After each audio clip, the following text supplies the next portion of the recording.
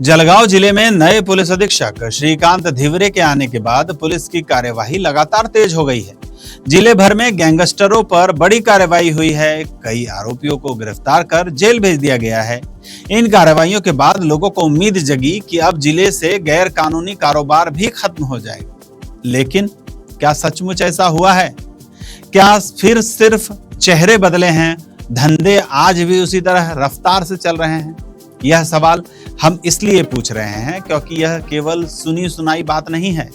हमारी टीम खुद कई जगहों पर पहुंची, कैमरे की रिकॉर्डिंग की और लोगों से बातचीत भी की। जहां जहां हम पहुंचे वहां स्थानीय लोगों ने एक जैसी शिकायत की। उनका कहना है कि सट्टा, पत्ता, जुआ और कथित गैर कानूनी ऑनलाइन लॉटरी का कारोबार आज भी बेखौफ होकर चल रहा है। पूरे जिले की हर जगह हम नहीं घूम पाए, लेकिन जहां भी गए हमें यही तस्वीर दिखाई दी।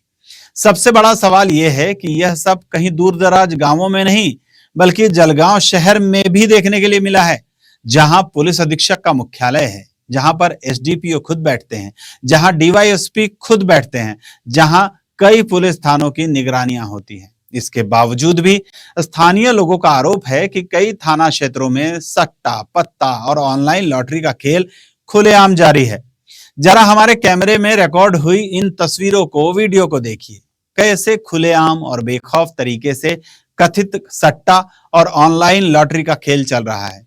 कैमरे में ऐसे नाम भी दिखाई देते हैं जिनमें रात रानी, श्रीदेवी सहित अन्य नामों से यह गतिविधियां संचालित होती दिखाई दे रही है। स्थानीय लोगों का कहना है कि शिकायत होने पर कुछ समय के लिए यह कारोबार रुकता है, लेकिन कुछ दिनों के बाद फिर पहले की तरह जोर से शुरू हो जाता है। पीछे भी मारा था, पीछे उन्होंने फिर वापस कार्रवाई की थी। वो क्या है, रोज बोलो वो रोज कार्रवाई करेंगे, तो उसको बंद क्यों नहीं करते? कार्रवाई क्या सवाल आया? वही बात है ना, उसको तो बंद करना चाहिए ना।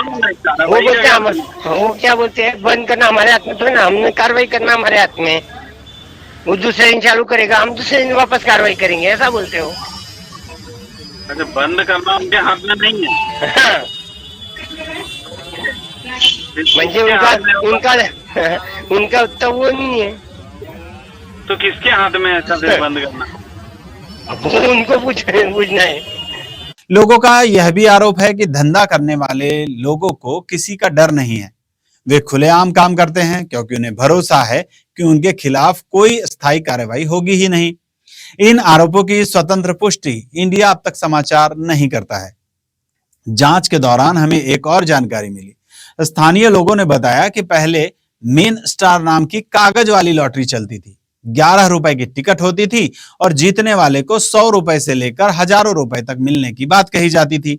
समय बदला, कागजी व्यवस्था खत्म हो गई, लेकिन स्थानीय लोगों का कहना है कि अब उसकी जगह पर कथित तौर पर ऑनलाइन लॉटरी ने वो जगह ले ली है।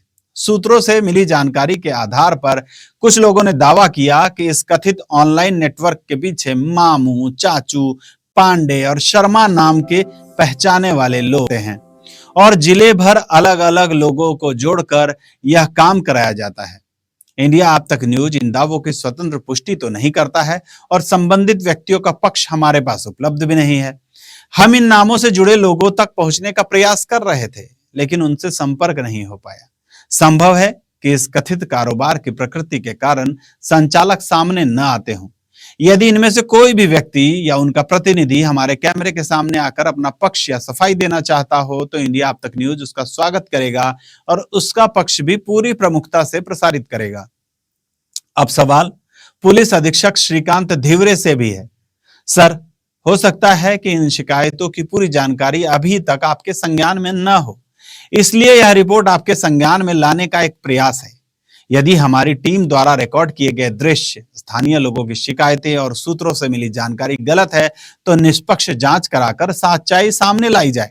लेकिन यदि इन शिकायतों में सच्चाई है तो जिस तरह गैंगस्टरों के खिलाफ कार्रवाई होती है, उसी तरह सट्टा, जुआ और कथित गैर कानूनी ऑनलाइन लॉटरी के नेटवर्क पर भी कानून का डंडा चलना चाहिए, क्योंकि यह केवल कानून का मामला नहीं है।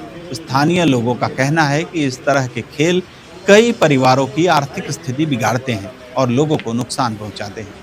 हमारा उद्देश्य किसी भी व्यक्ति को दोषी ठहराना बिल्कुल नहीं है, बल्कि कैमरे में रिकॉर्ड हुई तस्वीरों और स्थानीय लोगों द्वारा उठाए गए सवालों को प्रशासन और पुलिस के सामने रखना है। अब फैसला जांच एजेंसियों का है। क्या यह सब कुछ केवल एक अफवाह है या फिर सचमुच कानून की आंखों के सामने कानून को चुनौती दी जा रही है? इस सवाल का जवाब अब जांच और कार्यवाही ही दे सकती है। मैं हूं आनंद शर्मा और आप देख रहे थे इंडिया अब तक समाचार, कड़वा लेकिन सच। जय हिंद। इंडिया आप तक